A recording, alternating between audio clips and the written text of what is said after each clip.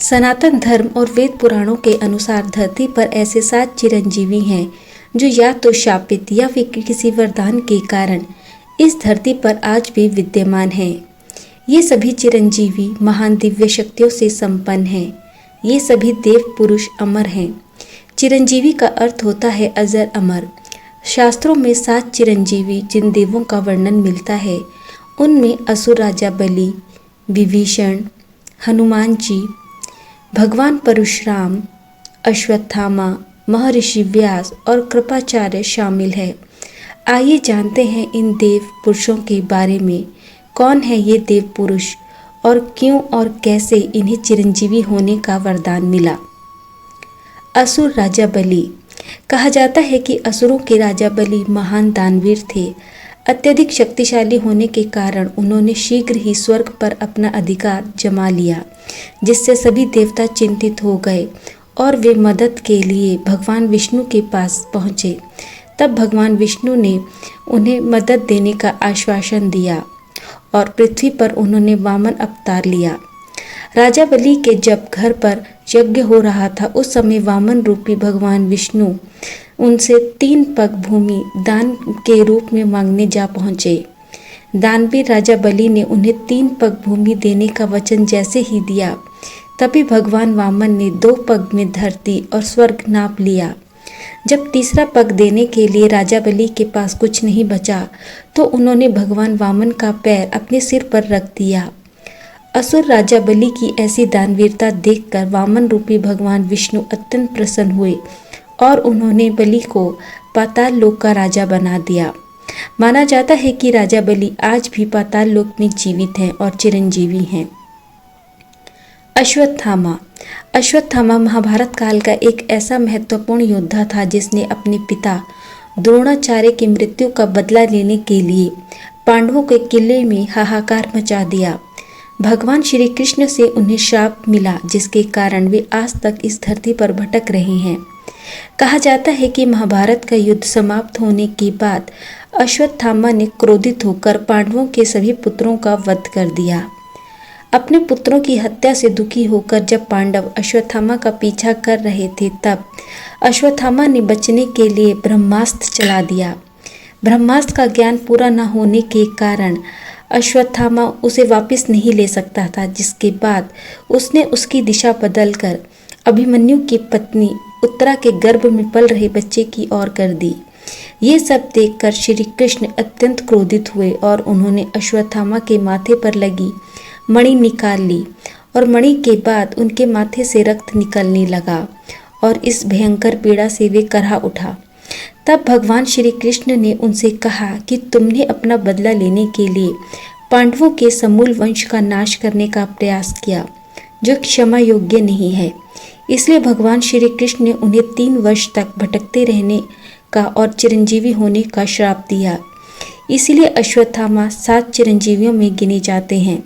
माना जाता है कि वे आज भी जीवित हैं और अपने कर्म के कारण ही वे आज भी इस धरती पर भटक रहे हैं। भगवान परशुराम।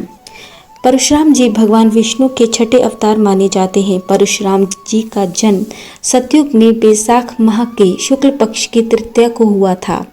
भगवान शिव ने इनकी तपस्या से प्रसन्न होकर इन्हें फरसा दिया, जिसके कारण वे परशुराम कहलाए।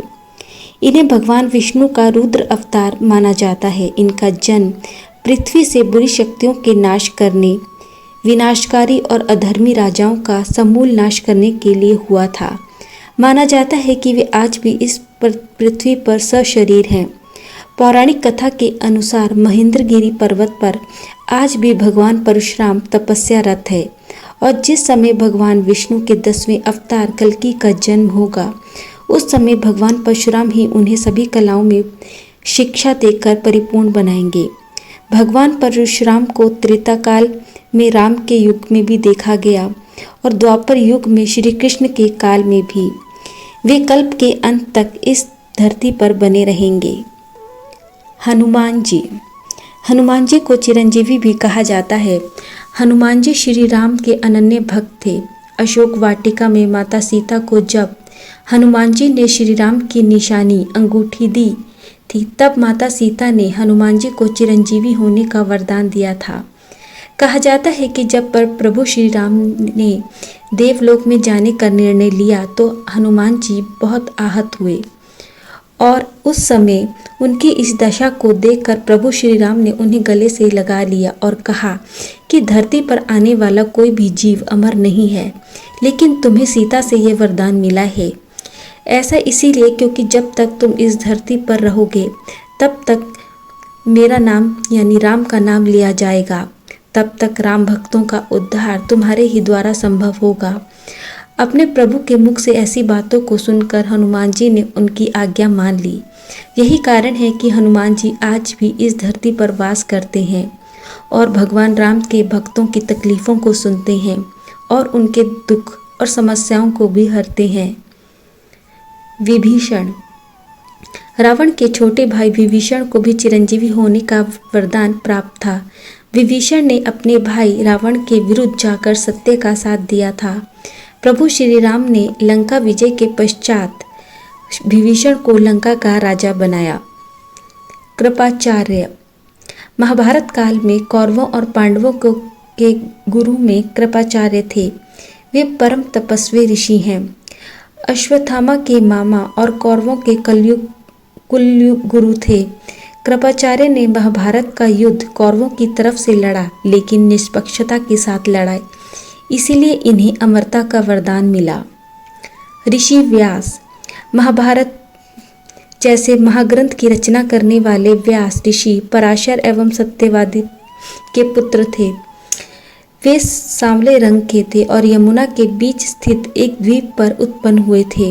उनकी गहन तपस्या और ध्यान करने के कारण ही भगवान शिव उनकी भक्ति और त्याग से अत्यंत प्रसन्न हुए और उन्होंने व्यास को वेदों की रचना करने, व्यवस्थित करने, वर्गीकृत करने की शक्ति दी। इसके साथ ही भगवान शिव ने उन्हें महाभारत जैसे महाग्रंथ को लिखने और साथ ही अमर रहने का वरदान भी दिया था, जिससे व्यास जी युगों तक जीवित रहकर भविष्य की पीढ़ियों को अपना ज्ञान दे सके।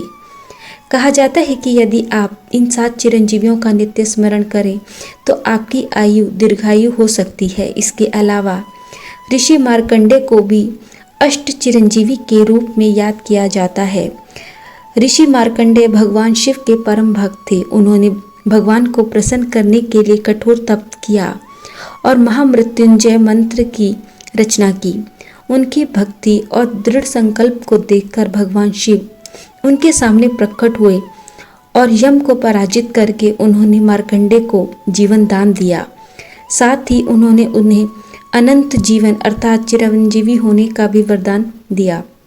भगवान शिव से मिला उनका यह वरदान आशीर्वाद के रूप में फला, इसीलिए उन्हें 8वें चिरंजीवी के रूप में माना जाता है। मार्कंडे ऋषि के नाम का जाप करने से व्यक्ति निरोगी रहता है और लंबी आयु प्राप्त करता है। हिंदू शास्त्रों के अनुसार ये 8 चिरंजीवी कलयुग में भी जीवित हैं। मान्यताओं के अनुसार उनका अस्तित्व पृथ्वी के अंत तक रहने वाला है। माना जाता है कि इन अष्ट चिरंजीवियों में से एक भगवान परशुराम पृथ्वी पर उस समय तक बने रहेंगे जब भगवान विष्णु अपना 10वां अवतार कल्कि के रूप में लेंगे।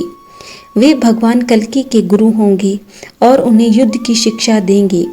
वे ही कल्कि को भगवान शिव की तपस्या करके उन्हें दिव्यास्त्र को प्राप्त करने के लिए भी कहेंगे। माना जाता है कि इन 8 दिव्य चिरंजीवियों जिनमें अश्वत्थामा, दैत्यराज बलि, वेद व्यास, हनुमान जी, विभीषण, कृपाचार्य, परशुराम और मार्कंडे ऋषि हैं। यदि आप इन सभी का स्मरण सुबह सुबह करते हैं तो आपकी सभी बीमारियों समाप्त हो सकती हैं। इनके स्मरण मात्र से ही व्यक्ति निरोगी बनता है और लंबी आयु प्राप्त होती है। इसलिए यदि आप भी स्वस्थ रहना चाहते हैं तो इन 8 चिरंजीवियों का नाम लेते रहिए और अपने सनातन धर्म से जुड़े रहिए। धन्यवाद।